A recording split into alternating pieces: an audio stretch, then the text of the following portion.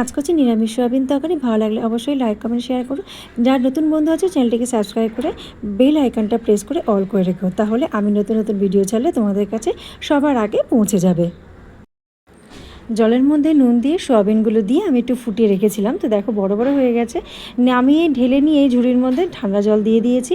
তো এবারে এখানে দেখো জিরে, মৌরি, ধনে আর রয়েছে এখানে সর্ষে, গোটা সর্ষে, কালো সর্ষেটা নিয়েছি, এগুলো ভিজিয়ে রেখেছিলাম। এরপর ছাঁকনি দিয়ে ওটা ছেঁকে নেবো। আলু সিদ্ধ করে নিয়েছি। এবারে এই যে রান্নাটা করছি আর সিদ্ধ আলু দিয়েই করব। সিদ্ধ আলু দিয়ে করছি কারণ তাড়াতাড়িও হয়ে যাবে। আর সয়াবিনগুলো যে বললাম ঢেলে রেখে দিয়েছি, এবার জলটা চেপে চেপে নিয়ে, আমি একদম শুকনো করব না, হালকা একটু জলটা চেপে চেপে নিয়ে আমি ওই জলটা পুরো ফেলে দেবো। আর ওখানে সিদ্ধ আলু মোটামুটি আমি 6টা আলু নিয়ে নিয়েছি, এবার ছোটো ছোটো করে কেটে নেবো।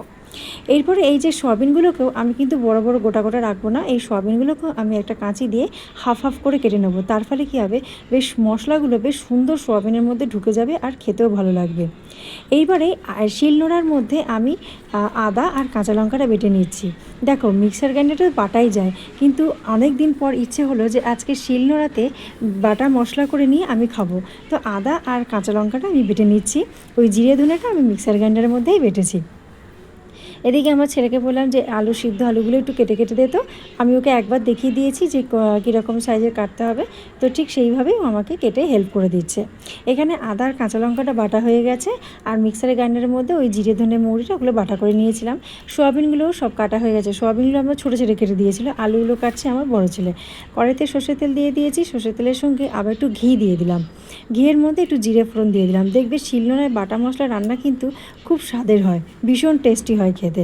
আমাদের তো এখন তো শিলনোড়ায় বাটা হয় না, মিক্সার গ্রাইন্ডারেই বাটা হয়, কিন্তু সেই জন্য আজকে ইচ্ছে হলো একটু শিলনোড়াতে বেটে নিয়ে আমি রান্নাটা করব, আদা আর কাঁচা লঙ্কাটা। তো আজকে পোস্তও করেছিলাম, তো পোস্তটাও আমি শিলনোড়াতেই বেটে নিয়েছিলাম। সোয়াবিনগুলো তেলের মধ্যে দিয়ে হালকা একটু নাড়াচাড়া করে নিয়ে আলু সিদ্ধগুলো দিয়ে দিলাম। এরপরে হলুদ দিয়ে দিলাম, হলুদ দেওয়ার পরে ওর মধ্যে একটু নুন দিয়ে দেবো। নুনটা দিয়ে নিয়ে আমি ভালো করে হলুদ আর নুনের সঙ্গে সব সোয়াবিন আলুটা ভালো করে সব মিশিয়ে নেবো। তেজপাতা ফোড়ন দিয়ে দিয়েছিলাম জিরের সাথে।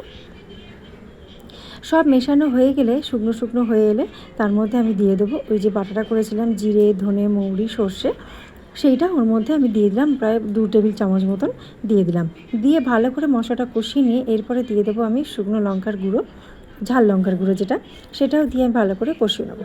নেওয়ার পরে আমি আদা আর কাঁচা লঙ্কা বাটা 1 চামচ মতো দিয়ে দিলাম।